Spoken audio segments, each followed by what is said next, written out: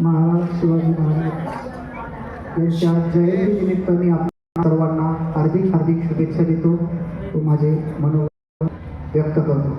विचारपीठावरील मान्यवर उपस्थित माझे सर्व शिक्षक वर्गमित्र, माझे सहकारी, माझे सहकारी आणि मुख्याध्यापक या सर्वांना सर्वप्रथम शुभेच्छा देतो आणि माझ्या 2 शब्दास सुरुवात करतो. बऱ्याच मुलांनी आज इथं मनोगत व्यक्त केले. मनोगतामधून महाराजांची महती सांगण्याचा प्रयत्न केलेला आहे. बऱ्याच मुलींनी छान असे विचार व्यक्त केले. त्या विचारातून महाराजांचं व्यक्तिमत्व, त्यांचं विचार, त्यांचं कौशल्य, त्यांचं प्रावीण्य, त्यांची कुशाग्र बुद्धिमत्ता याविषयीचं विस्तृत असं विवरण या सगळ्या मुलांनी केलेलं आहे. या मुलांच्या सगळ्या पाठांतराला म्हणा किंवा त्यांच्या अभ्यासाला खरंच चांगले, कारण की वेगवेगळी माहिती त्यांनी आपापल्या माध्यमातून शोधण्याचा प्रयत्न केलेला आहे. बरीचशी माहिती, कारण की महाराजांचं जीवन एवढं मोठं आहे की आपण सर्वांचं जीवन मिळून जरी त्यांचा जीवनाचा अभ्यास करायचा प्रयत्न केला तरी आपल्या सगळ्यांचं जीवन सुद्धा कमी पडेल. एवढं महान व्यक्तिमत्व महाराजांचं आहे. महाराजांसाठी बऱ्याचशा मुलांनी काही छोट्या छोट्या पंक्ती गाण्याचा प्रयत्न केला. सरांच्या मुलांची ती पंक्ती मला अर्धवट राहिलेली पूर्ण करावीशी वाटते की सह्याद्रीच्या छाताडातून नाद भवानी गाजे, सह्याद्रीच्या छाताडातून नाद भवानी गाजे, हृदयात नाही तर रक्तात राहती आमच्या राजे, हृदयात नाही तर रक्तात राहती आमच्या राजे. राजाचं व्यक्तिमत्व असं होतं की आमच्या हृदयातच नाही तर आमच्या रक्तात, कारण की ज्या ज्या वेळेला आपण जय भवानी म्हणतो आपसुकच आपल्या तोंडून जय शिवाजी हा संचार एक शब्द येतो.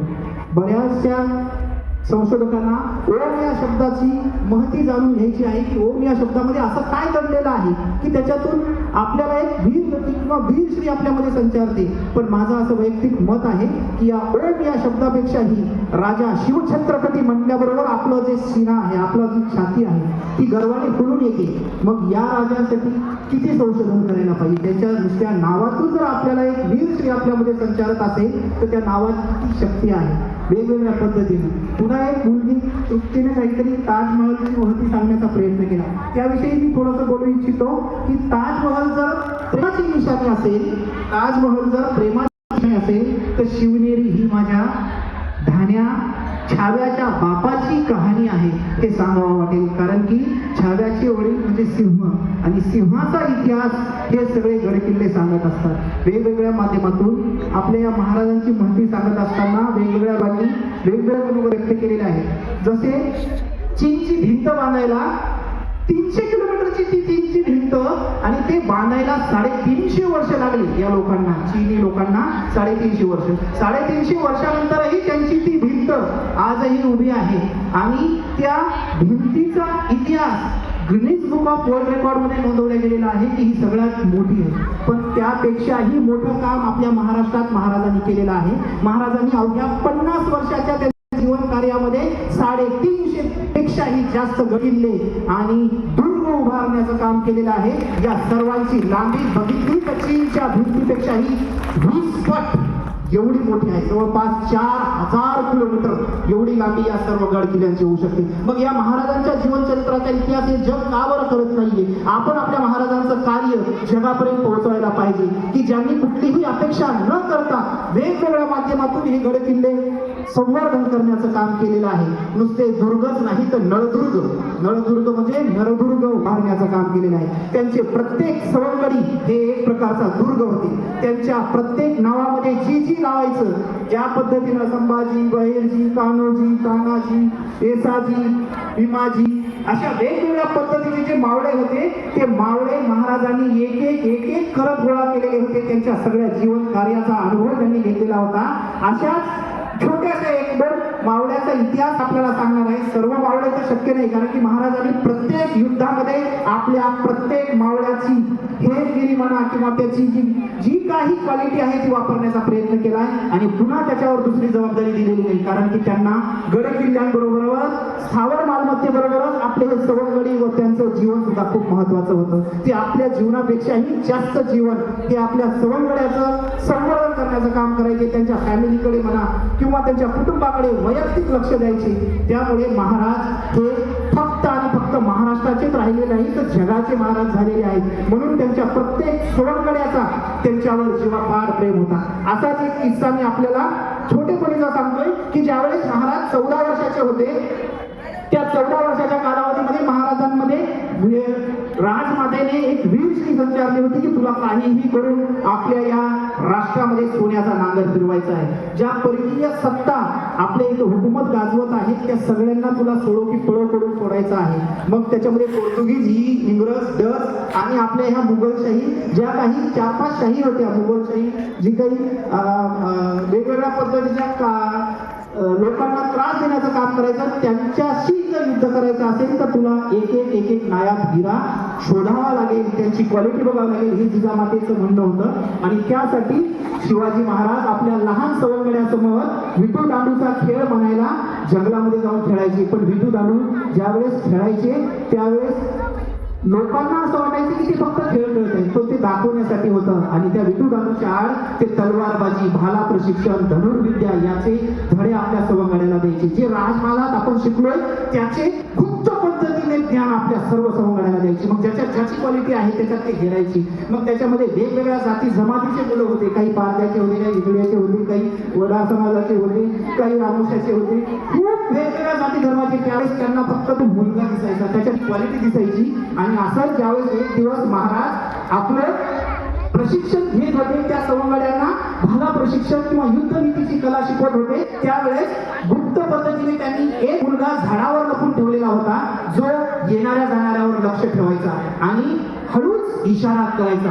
त्यांची ती इशारत म्हणजे निशाणी असायची की आपल्याला करायचंय काय आणि कशा पद्धतीनं. जर कोणी अनोळखी व्यक्ती आला तर त्याला न समजू देता आपले सगळे हत्यार लपून ठेवायचे आणि पुन्हा विटू दांडूचा खेळ वर काढायचा, जेणेकरून लोकांना समजलं नाही पाहिजे की आपलं चाललंय काय. आणि या सगळ्या गुप्त पद्धतीला गुप्त नीती असं म्हटलं जायचं. आणि त्याच पद्धतीने ते एकमेकांशी खेळ खेळत असताना अचानक त्या झाडावरच्या एका मुलाला एक अनोळखी धुपाळ देहाचा मुलगा इकडं चालत येताना दिसलाय. तो कसा तरी रांगडा रान मुलगा होता, जो 15 वर्षाचा होता, पण त्याचा देह मात्र एखाद्या 16, 18, 20 वर्षाच्या मुलासारखा दिसत होता. आणि तो ताड इकडे चालत होता. आणि जसा तो दिसला तसं वरच्या मुलांनी शिवाजी महाराजांना बरोबर ठरलेली निशाणी हुबेहूब मोराचा आवाज काढून दाखवला. मोराचा आवाज म्हणजे धोक्याची घंटा. लगेच खालची सगळे सवंगडी समजली. शिवाजी महाराजांनी लगेच आपल्या तलवारी, भाले, हत्यार जे काय लपून ठेवायचा इशारा केला आणि सगळ्यांनी पुन्हा विटू दांडूचा खेळ वर काढला. या सगळ्या खेळामध्ये ज्यावेळेस खेळ खेळत होता त्यावेळेस तो रांगडा मुलगा यांच्याकडे ताड चालत आला. आणि ज्यावेळेस येऊन तो बघतोय की इथं खेळ चालू आहे, त्यावेळेस सर्व मुलांनी त्याच्यावर भोवती गराडा घातला आणि त्या गराड्यातून त्याला सुटण्यासाठी ते विचारू लागले की तू कोण आहेस. त्यावेळेस तो आपल्या रांगड्या आवाजात म्हणाला की मी रामोशाचा बहिर्जी आणि मला इथं शिवाजी राजाला भेटायचं आहे. त्यांनी त्याच काळी राजाला राजाही संबोधलेलं होतं, कारण की मनातून त्याच्यात ती ऊर्जा आलेली होती. कुठून तरी त्यांनी ती महाराजांची स्टोरी ऐकलेली होती की कोणीतरी आहे असं आपल्याला शिकवण आहे आणि आपल्याही कलेचा वापर कुठेतरी करता यावा, म्हणून तो रामोशाचा मुलगा स्वइच्छेने महाराजांना मिळायला आलेला होता. आणि तेवढा शब्द ऐकल्याबरोबर महाराज त्या सवंगड्याच्या सगळ्या त्या गराड्यातून मध्ये आले आणि म्हणाले की बोल, तू माझ्यासाठी काय करू शकतोस. त्यावेळेस तो म्हणाला मी पाहिजे ती कला दाखवू शकतो महाराज. माझ्याकडे रूप बदलण्याची, माझ्याकडे आवाज बदलण्याची, माझ्याकडे गुप्त पद्धतीने संदेश देण्याची वेगवेगळी कला आहे, जी कला मी माझ्या माध्यमातून तुम्हाला देऊ शकतो. महाराजांना अगदी योग्य हिरा मिळालेला होता. आणि हाच बहिर्जी पुढे चालून भविष्यात महाराजांच्या गुप्तहेर खात्याचा प्रमुख ठरलेला आहे. आणि तो ज्यावेळेस म्हणाला की महाराज मी आता उद्यापासून येतो, महाराजांनी सांगितलं उद्या नाही आजच येणार तू माझ्यासोबत. त्यांनी सांगितलं मी असंच आलो होतो, मला माहित पण नव्हतं की तुम्ही मला भेटणार आहात. मला वाटलं की भेटून तर बघावं, माझं काम होईल नाही तर ना होईल. महाराजांनी सांगितलं उद्या नक्की याच वेळेला येईल. आणि तो बहिर्जी मागे वळला आणि मागे वळून 10 पावलं पुढे गेल्यावर पुन्हा थांबला आणि महाराजाला म्हणाला महाराज माझी एक विनंती आहे, मी बोलू का. महाराजाला वाटलं काय आहे बोल. महाराजांनी सांगितलं बोल. महाराज त्यांनी सांगितलं की तुमची युद्धनीती खूप चांगली होती, तुम्ही वर माणूस उभा छान केलेला आहे, पण त्या वेळेला माहिती नाही या दिवसात मोर ओरडत नाही.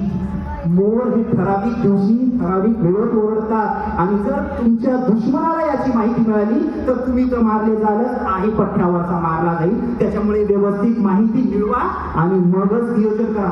महाराजांना त्याच वेळेस स्वतःच्या बुद्धीवर सुद्धा विश्वास वाटला नाही की माझ्याकडून सुद्धा अशी चूक झालेली आहे, जी चूक माझ्या एका या अनोळखी मित्राने ओळखली. आणि त्या दिवसापासूनच महाराजांनी सांगितले की तूच भविष्यात माझ्या गुप्तहेर खात्याचा प्रमुख होशील आणि सगळं गुप्तहेर खातं तूच सांभाळशील. आणि अजन्म बहिर्जी त्याच्या अख्ख्या हयातीमध्ये अर्ध्याच्या वर जे युद्ध महाराजांनी जिंकलेले ते बहिर्जीच्या कुशाग्र बुद्धिमत्तेच्या जोरावर.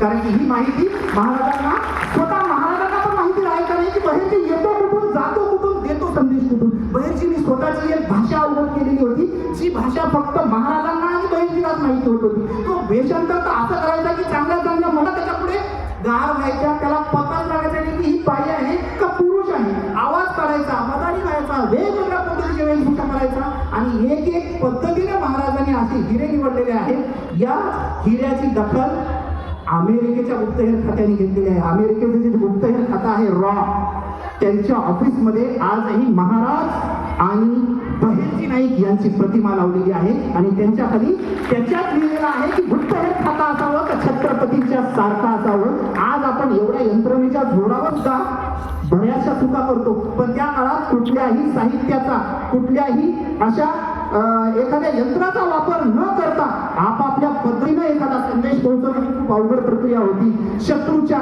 खंडात जाऊन त्यांची गुप्त माहिती महाराजांना देणे ही काही साधी गोष्ट नव्हती. अशा बऱ्याचशा घटना आहेत. अजून बऱ्याचशे पुढे पुढे पुढे पुढे महाराजांची सवंगडी जसे जसे वाढत गेले तसं तसं. आता पुढचा एक किस्सा मी सांगतोय, कदाचित वेळ झालेला असेल पण मला सांगण्यासाठी मोह आवरत नाही, म्हणून मी थोडंसं सांगण्याचा प्रयत्न करतोय की महाराजांची महती नुसती एवढ्यापुरतीच मर्यादित नाहीये. तर महाराज होते कोण?